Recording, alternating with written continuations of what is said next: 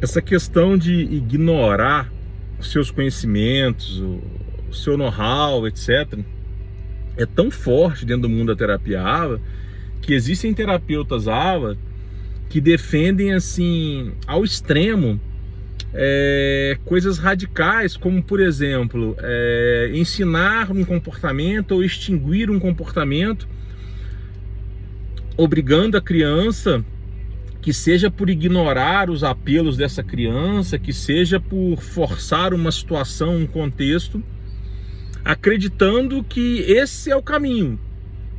E às vezes esse caminho até é bom, mas isso requer não só uma análise de dados, isso requer não só uma coleta de dados, isso requer não só técnicas da terapia ABA, de aproximação sucessiva, por exemplo, isso requer feeling do profissional, isso requer o vínculo emocional que essa criança cria com o profissional antes dela te atender, antes dela desenvolver, antes dela te seguir, dela te copiar, dela fazer o que você quer ou deixar de fazer. E os analistas do comportamento, nessa logística deles, né, nessa crença, nessa ideologia deles, eles não querem nem conversar com os pais, muitas vezes. Quem conversa é o aplicador, é o terapeuta que está lá embaixo. O bambambam está lá em cima, só olhando dados e conversando com quem está lá embaixo, sem conversar com os pais. E muitas vezes os pais, tendo ou não conhecimento técnico, mas se eles forem coerentes, tiverem bom senso e tiverem um pouco de conhecimento, mesmo que não sejam profissionais da área, são muitas vezes a melhor fonte desses terapeutas.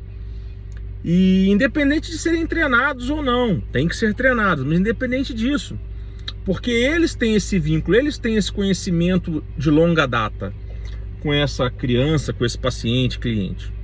E aí o profissional quer impor uma técnica para alcançar um objetivo, às vezes para dar uma resposta para a sociedade, para os seus colegas de trabalho, para o mercado, para os pais, imediata, que às vezes a resposta até vem, mas essa resposta pode estar causando traumas imperceptíveis aos olhos desse profissional ignorante ideológico, que são muitas das histórias que ouvimos hoje dos autistas adultos, principalmente nos Estados Unidos, que passaram por terapia ABA décadas antes de nós. Então hoje nós temos autistas adultos xingando a terapia ABA, porque a terapia ABA acontecia dessa forma: eu vou alcançar o objetivo, não importa que dor e que trauma que eu te causar.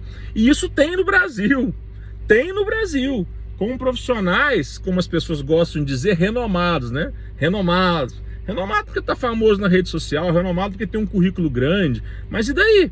Se ele não tem uma vaga experiência, se ele não tem bons resultados, se ele não é sensível, se ele não ouve família, o que adianta ser renomado? Então, e é nesse ponto que eu fico doido de raiva, né? Como que, por exemplo, um psicólogo que se forma para ser um cara humano, para entender de gente, prioriza a ciência, prioriza objetivos frios, ignorando os sentimentos da pessoa quando está trabalhando com terapia ABA. Como que o psicólogo fica cego dessa maneira, né? É muito triste isso.